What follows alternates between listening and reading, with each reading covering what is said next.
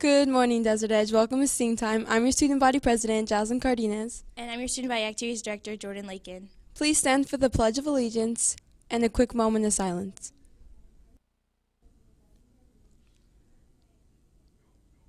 I pledge allegiance to the flag of the United States of America and to the republic for which it stands, one nation, under God, indivisible, with liberty and justice for all.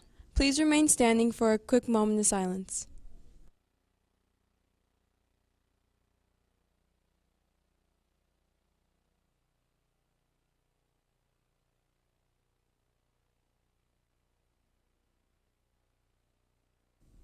Thank you. Now it's time for DETV.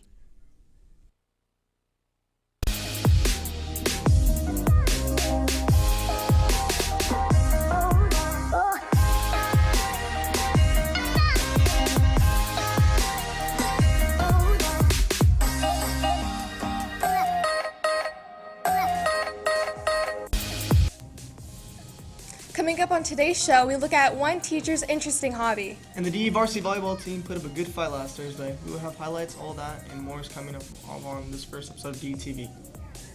Hello, Desert Edge. Today is Monday, October 21st. I'm Zoe Wagner. And I'm Ryan Baker. Welcome to the long-awaited first episode of DTV for the 2019-2020 school year.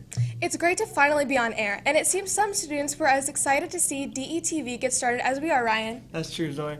So we have even had some memes made for us on the DE Memes Instagram. Take this one for example. Looks like this guy couldn't get DTV out of his head. That seems right, Ryan. And one thing I can't get out of my head is the great food dished up for a hot lunch each day.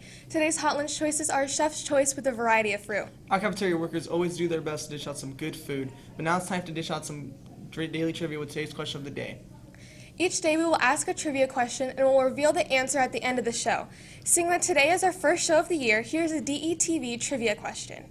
Do you know what year DETV broadcasted its first show? Bonus points if you know the date as well.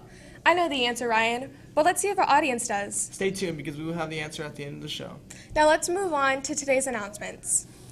Let's start off with a couple of club announcements. Anime lovers around the world have been anticipating the new season of the anime series My Hero Academia. The DE Anime Club is celebrating the new season as well as all things anime and C4 with Mr. Lang after school each Tuesday. All anime fans are invited to attend. Students who aren't into anime but play a mean game of Uno should check out the Board Game Club. The Board and Card Game Club meets on Tuesdays and Fridays during Power Hour in the Innovation Lounge. Students should note that all school rules apply. There are a few other clubs whose meetings are worth noting. The media organization will be meeting today during the second half of Power Hour to discuss Skills USA on Ice and other important information. All members should be in attendance. Also, tomorrow and every Tuesday, the Cultural Youth Acceptance Club meets during the second half of Power Hour in C18. Moving on from games played on a board to a sport played on a mat, the team is looking for new wrestlers, especially in the lower weight classes, to start honing their skills. All wrestlers are asked to attend Friday meetings during the first half of Power Hour to go over new information, past wrestling footage, and welcome new members. But the wrestling team may meet their match today. The girls' badminton team will be taking on the DE wrestling team today at 3:20 p.m. in the Ox Gym. It should be a great time, and it's free to watch. It's taken a long time to get our show on the air. It sure has, Zoe. And our advisor, Mr. Hoperich, has been working really hard on getting the studio ready for this debut show. But as our DETV reporters found out, film and TV isn't the only passion this new Desert Edge teacher has.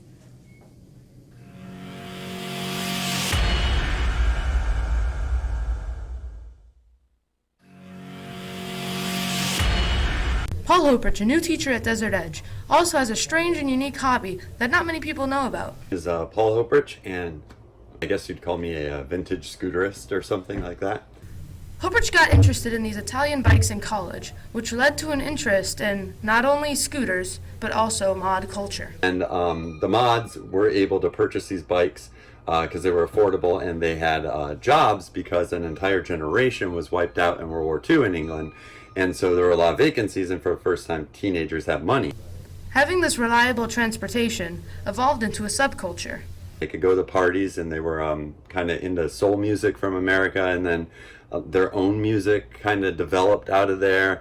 Bands like The Who, maybe the Beatles, that's arguable, the Stones, the Kinks, a lot of the 60s British bands, the Yardbirds, which became Led Zeppelin. So all kind of came out of this youth movement of the mods. However, while the music spread a bit throughout Europe, the bikes were mostly still local, never really leaving England. This was until the revival in the 70s and 80s. In the late 70s, The Who made a movie called Quadrophenia, and that movie sparked kind of a revival in the late 70s, 79, 80, and it really grew in America at that time.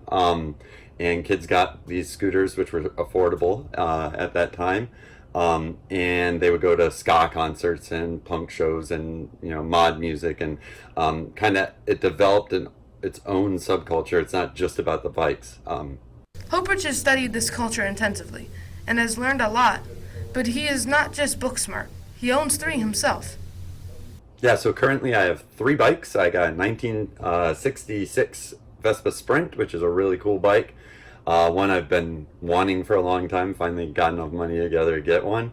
And I have a P125X, which is a bike from like late 70s, one of the last shifter models that they made. And then I have a frame that I hope to build with my son. Just like most hobbies for Mr. Hoperich, this is a nice hobby that helps him relax. Yeah, I think I'll always be into scootering. It's really just a fun thing, if I have the kids are stressing me out at work, I can come home, hop on my bike, ride around a little bit, and all the worries and cares go away, and I de-stress, and I'll be ready to come back and teach another day. However, the mod culture, once again, is dying. Most people like Hoperich, who love them in their 20s, are all pushing their 40s, and age demographic is going up.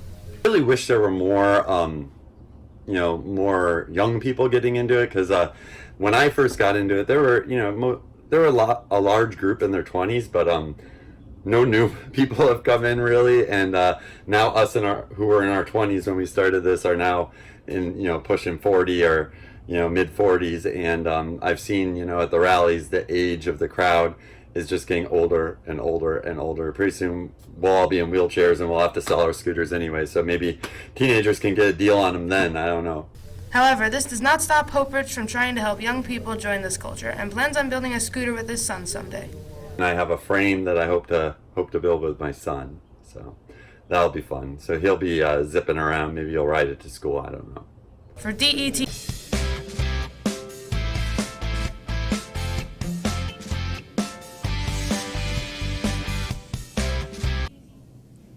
It seems like Mr. Hopridge really puts a lot of work into his scooters. And our DE athletes put a lot of work into being their best on the field. To tell us more about what's going on in the world of DE sports, Braxton joins us in the studio now. Braxton? Thanks, guys. It was a rough match for girls varsity volleyball last Thursday versus Cactus.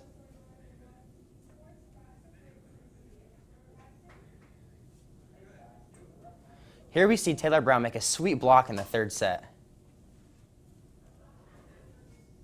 Later in the third set, Isabella Adams clips the net with her serve against Cactus, putting the team up 12-4. Later in that set, Cactus delivers the ball, but Kiana Irvin says no thank you, blocking the spike and putting DE up 16-7. But Cactus fought back to a 1-point lead in the third, but Serena Garcia gives the Cactus a big nope with this kill. Despite a good effort, the Cobras took this one in 3-1. DE's next match is tomorrow, so go out and support our varsity girls volleyball team. Now let's look at today's sports action. Girls volleyball will be taking the court at Peoria today with freshmen playing at 4 p.m., JV at 5 p.m., and varsity at 6. Varsity boys and girls swim and dive have an away meet versus Canyon View, Millennium, Agua Fria, and Verado. Girls soccer is holding an open field tomorrow from 3:30 p.m. to 5 p.m. on the field south of the auditorium. That's all from me. Back to you. When DETV returns, we'll see what happened today in history. And we'll have the answer to the question of the day. DETV will be right back.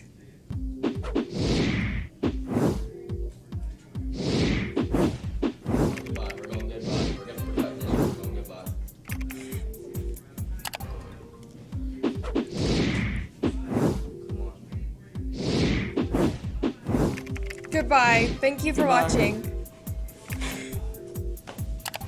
That was terrible.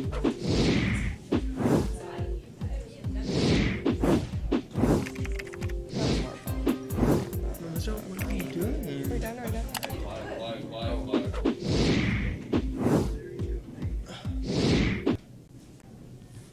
That does it for today. Remember, you can send us requests, suggestions, story ideas, and announcements to our email at detv2012@gmail.com. Until next time, I'm Zoe Wagner. And I'm Ryan Baker. Have a great day, Scorpions.